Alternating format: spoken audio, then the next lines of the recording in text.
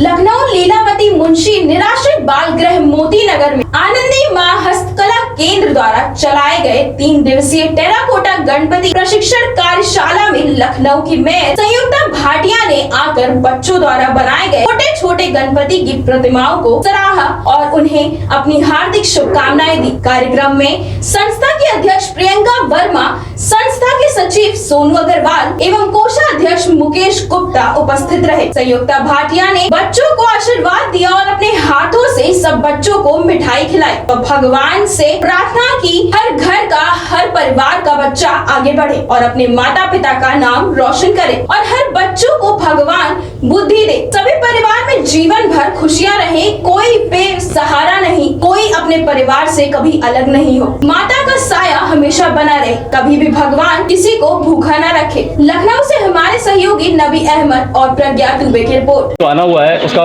क्या कारण है मैडम? आनंदमय संस्था के माध्यम से आज प्रियंका नाम है ना, प्रियंका जी ने बहुत सुंदर यहाँ का आयोजन किया है, जिसमें आपने बच्चों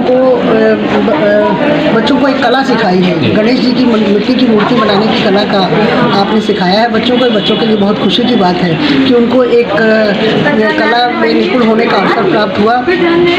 बच्चों को इस तरह से अगर कई कलाओं के माध्यम से अगर उनको सिखाया जाएगा तो उनके हाथ में एक निपुणता आएगी, उनके अंदर एक उनको जीवन यापन करने में। आपको कितनी खुशी महसूस हो रही है आज बच्चों ने ये कार्यक्रम करा? माँ को जो अपने बच्चों से मिलने से खुशी प्राप्त होती है। ऊपर वाले से भगवान से क्या दुआ करना चाहती है बच्चों के लिए? प्रार्थना करती है बच्चे सुखी रहें, आगे बढ़े और इनके जीवन में कभी कोई कमी ना आए। मैडम आज डॉटर्स डे है, तो इस पर कुछ कहना चाहेंगे? मेरे डॉटर्स डे पे मुझे अपने इतने सारे बच्चों के साथ मिलने का अवसर प्राप्त हुआ। इसके लिए मैं प्रियंका जी को और अपने गौड़ जी को बहुत बहुत, जो स्वामी जी हैं, इनका मुझे बहुत बहुत धन्यवाद करना चाहूँगी कि उन्होंने डॉटर्स डे पर मुझे इन बच्चियों से मिलाने का एक प्रयास किया और मुझे यहाँ अवसर मिला, मैं इनके बीच में आई, मुझे बहुत अच्छा लगा। ये प्यारे प्यारे बच्चे मेरे साथ हैं, ये मेरे लिए बड़े गौरव की बात है कि मुझे इन बच्चों के बीच आने का अवसर मिला। किस उपलक्ष्य में आपका यहाँ आना हुआ है ये निराश्रित मुंशी बाल गृह में? हमने इनको मिट्टी की मूर्तियाँ जो हाथ से गढ़ी है बच्चों ने 3 दिन में ये बनाना सिखाया।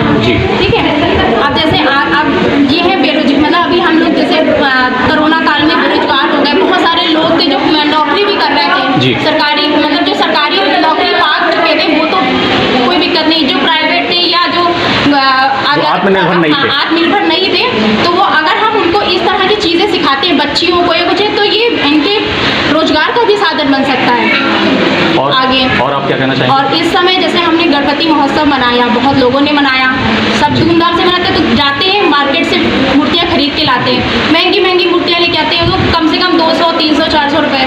और ये मिट्टी तालाब के किनारे, चिकनी काली मिट्टी होती है, तालाब के किनारे इजीली फ्री ऑफ कॉस्ट मिल जाती है, जिसे हम ला के खुद ही अपने हाथों से गढ़ सकते हैं। अब जैसे हमने बच्चों को सिखाया, ये अपने माँ बाप की भी हेल्प करेंगे और खुद के लिए भी रोजगार का साधन अपनाएंगे कि इनको हमने गढ़ा और इनकी ही पूजा करी। अगर हम इनको विसर्जित भी करते हैं तो ये नॉर्मली इजीली ये मेल्ट हो जाएंगे। इस पे आपने कलर क्यों नहीं किया मैडम? कलर इसलिए नहीं करा क्योंकि इसको अगर हम कलर कर देंगे तो ये पानी में पहले तो मेल्ट नहीं होगा, दूषित करेगा पानी, प्रदूषित करेगा और वो केमिकल होता है जो प्रदूषण फैलाएगा। ठीक, इसलिए हमने ना जल प्रदूषण को रोकने का प्रयास किया है। आगे आपका क्या अभियान है? दीपावली आ रही है, कोई और अभियान है आपका आगे? अब जैसे दिए हैं, बहुत सारी चीज़ें, मतलब जो दिवाली से रिलेटेड है, कैंडल्स हैं, ये सब मेकिंग हम बच्चों को सिखाएंगे कि जिससे उनको रोजगार भी मिले और कुछ हस्तकला भी उनको आए, आत्मनिर्भर भी हो जाए। जो लोग गरीब बच्चे पढ़ नहीं पाए मैम कोरोना की महामारी में, तो उसके लिए क्या सोचा आपने उनके लिए? उनके लिए अगर वो पढ़ नहीं पाएंगे मान लिया, तो धीमे धीमे कुछ ऐसी कलाएं जो उनके अंदर हैं, बहुत लोगों को डांस आता है, बहुत लोगों को पेंटिंग आती है, बहुत सारी मतलब रंगोली कर लेती है, मतलब जिस चीज़ में उनको रुचि है उसको धीमे धीमे हम उस माध्यम से हम ये चाहते हैं कि आपके अंदर जो रुचि हो धीमे धीमे निकल के बाहर आए। वो जब निकल के बाहर आएगी तो वो आपका बाद में आगे रोजगार का माध्यम भी बनेगा। और अगर आप खाली बैठे हैं घर में, अगर आप कोई भी चीज़ सजावट वाली भी आप बनाने लगी तो धीमे धीमे वो मार्केट में सेलिंग का रूप ले लेती है। आप एक संस्था चला रही मैम आप यहाँ पे, तो क्या गरीबों के घर में राशन वगैरह का भी प्रबंध कराती हैं आप यहाँ पे?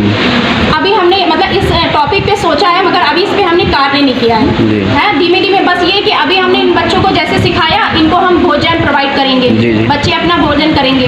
जी। बस ये कि इस विषय पे हम लोग सोच रहे हैं कि आगे हम लोग इस तरह से भी कार्य करें। मेरा नाम विवेक वर्मा है। जी। मैं कला महाविद्यालय लखनऊ से यहाँ से हमने इसको सीखा स्कल्पचर जी। मूर्ति का।